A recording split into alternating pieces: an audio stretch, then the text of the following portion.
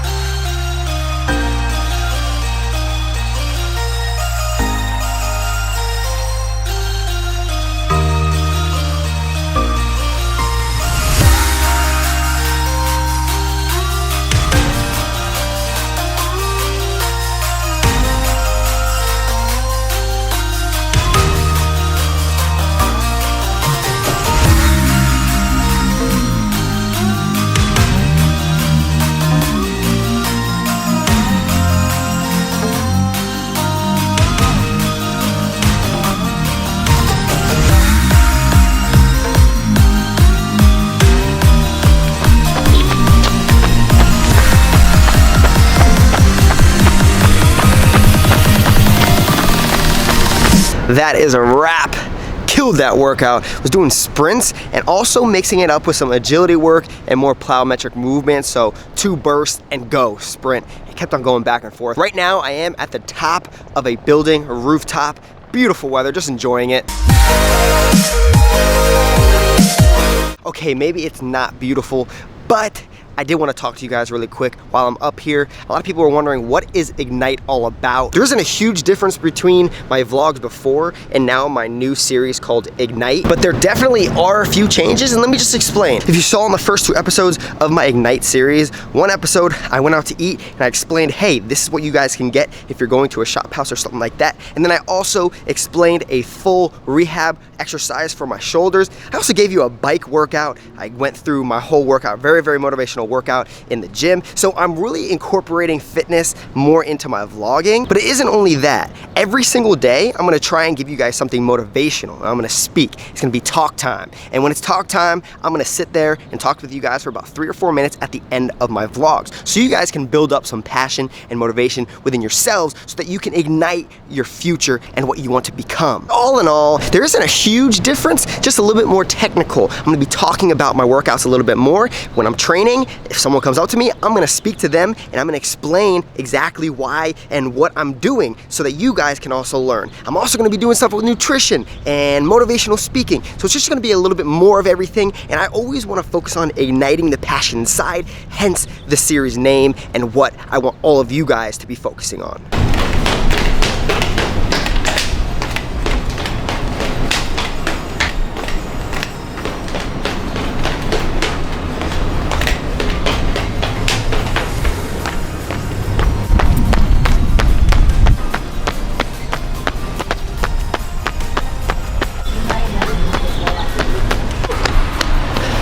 Good run. Whew. I don't care who you are. Make sure you're drinking water all day, a gallon a day. I'm gonna emphasize this in every vlog because it's so important. Hydration, hydration, hydration. Gotta love it. I have a really quick question. Does anybody know what time it is?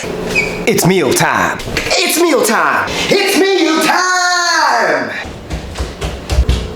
All right. So, what do we got to eat for post-workout meal? We're gonna have some carrots, spinach, a little bit of strawberries just to eat while we're preparing. Be having garbanzo beans, black beans. I know I'm wasting a little bit of this beautiful cold air, and then peppers.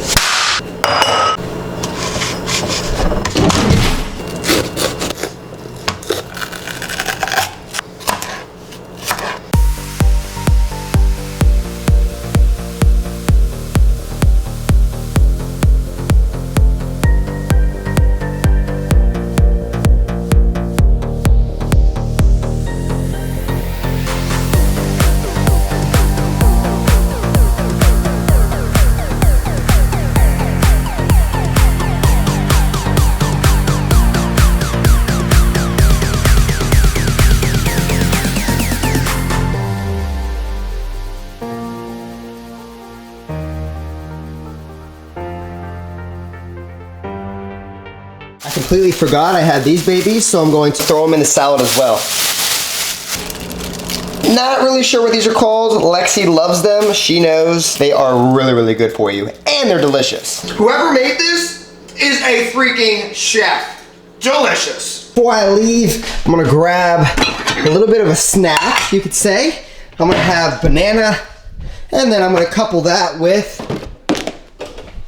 some peanut butter. Snacks like these just make my day so much better, especially when you're eating foods that you enjoy and they're quick to make, so that you can go about your day as usual and not worry, okay, well, I have to eat this, I have to eat that, and I'm never gonna get there. You know what I'm saying? To be completely honest, almond butter is a lot better for you than peanut butter. And for a while, I think 4 or 5 months, I didn't eat any peanut butter, no peanuts, nothing. And after a while, the almond butter just got plain and it was kind of boring. I didn't want to eat it anymore. So I did implement peanut butter back into my diet, but I don't eat it too much. And if you keep it in a certain range of, you know, like once every few days you eat peanut butter, it's great.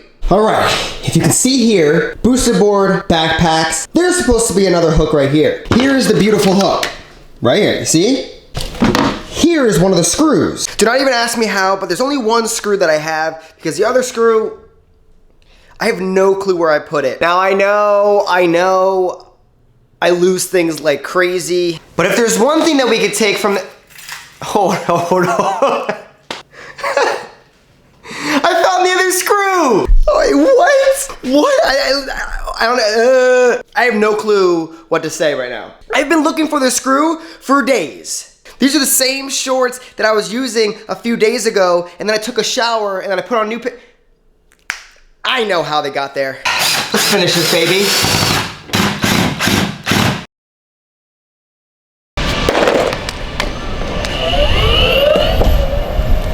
Sunday fun day.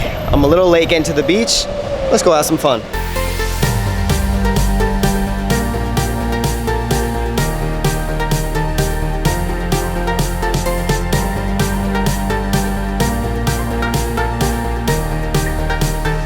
Lexi's working right now.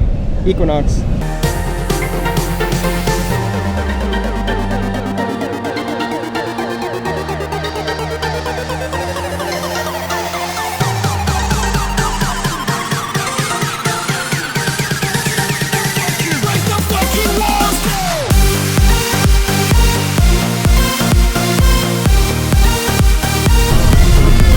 Not a guy's activity.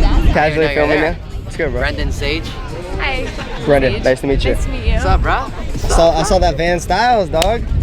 I like it. Hey, you like that? Yeah. You are following what? Your vertical jump program. The one that's on YouTube, right? Yes, sir. And how is it working for you? Be honest. No, it's working. It's pretty cool, right? I love it. I mean, it's challenging and trying to change up my program, you know? So it's all about. Ooh, what's that? What's that? Dark chocolate banana. Ooh, yeah, let's trade that one here. Grab Okay, that there one. we go. Ooh, yeah, there we go. Dark chocolate banana. All me. Sure. Thank you. 3 ingredients. Tastes like a mango. 3 Exactly. ingredients. Yeah. That is amazing. There's 13 grams of sugar in this whole thing.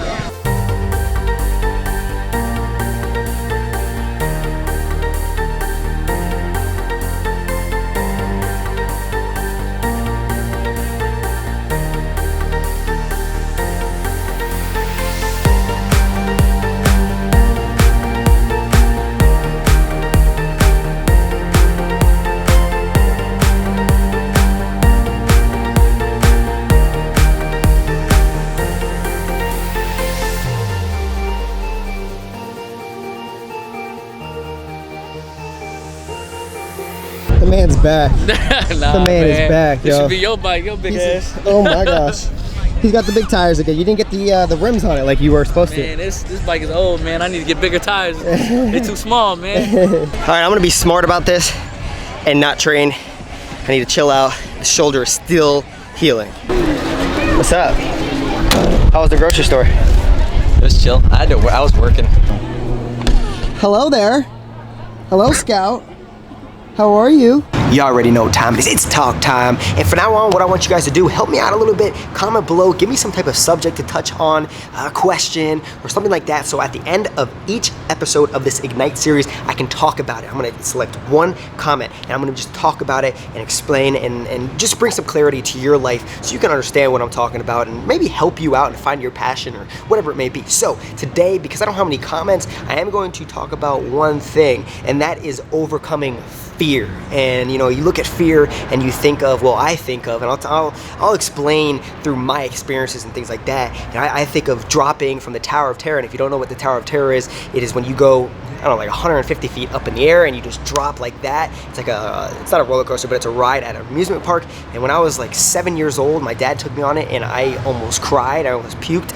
And you know, when I think of skydiving or flipping and things like that. Now, I do flip now, and I'll get into that in a second, but you know, when I think of overcoming fear, I think of taking all of the emotion that is holding you back and using it towards whatever you want to accomplish. And for me, one thing has been flipping, and I did just mention that flipping has been so fearful for me. I've been so afraid of flipping my entire life, and that is because of one reason. And when I was doing backflips on a trampoline when I was younger, I kept on doing flips, kept on doing flips, kept on doing flips. I did another flip and I landed on my brother's knee and my teeth were stuck in his knee. Now, that created a little bit of fear in my mind, but it wasn't until I did a backflip into a pool when I was, I believe, 9 or 10 years old, and I cracked my head open, had 15, 20 stitches or staples in my head, that I became really, really afraid of flipping. And when I moved to California, things completely changed. I learned how to do a backflip, and then from there, I learned how to do a front flip. And then from there, I learned how to do a Webster, and then it was a switch flip. And then it was, you know, so over time, I took baby steps, and I approached the situation as, okay, if I have people around me that are positive and doing these flips, then maybe I can overcome this fear. And that's what I recommend for you. If you are trying to, or if you're afraid to speak in front of a huge audience, always put yourself in that situation where other people around you may be speaking to them, or build a friendship with somebody that is an expert in the area. And I'm sorry for the buses. I'm kind of outside and there's like a bunch of traffic, but you know, become accustomed to having it around you all the time. And once you do that, you can approach situations and it will be easy, right? But I know what you're gonna say, it's not always easy, Brendan, and that is especially true because everything is baby steps. So what did I do? I went to a gymnastics gym for these flips, okay? I did a backflip into a pit. I was afraid of the pit, so what did I do first? I just fell into a pit. And then my buddy, when I jumped up, he pushed me into a pit. And then when I jumped up, my buddy spotted me into a backflip. So then I baby steps. I slowly got better and better and better and trusted myself. And that's what you need to do. Whatever you're trying to accomplish and you need to overcome a fear, slowly get better at it. Slowly, slowly, slowly. If you're afraid of snakes, look at a picture of a snake for a little while. And then after looking at a picture of a snake, watch a video of a snake. And then go to a zoo and see a snake behind a glass. And then, you know, you can slowly get to where you want to go and overcoming that fear. And for me, another thing is skydiving. I would love to skydive, but I have a huge fear, and I'm like, oh shoot, I can never do this. But if I take it one step at a time, go on the Tower of Terror again and drop, you know, 150 feet, and then I go to some bungee jump thing and I drop off of that, and then I go a little bit higher, and maybe I will be able to do it one day. Or if I'm with a bunch of friends and they're bringing all this positive energy, maybe I'll be able to do it one day. So my suggestion for you to overcome a fear, baby steps, take it very, very small. It might take years for you to overcome that fear, but you will eventually will. Keep a positive attitude and use all that emotion that you've built up over months, years of having that fear, and use it without even thinking and going straight into it when you have all of those positive people around you. So hopefully you guys understand what I'm saying and I helped you a little bit. Remember, overcome that fear with positive emotions and people around you. Find a mentor that is an expert in that field. So I love you guys. Thank you for all your support. Hopefully you guys enjoyed this video. Remember, Ignite series, at the end of every video I'm going to talk like this. Drop a comment below and we'll chat it up for some talk time. See you tomorrow.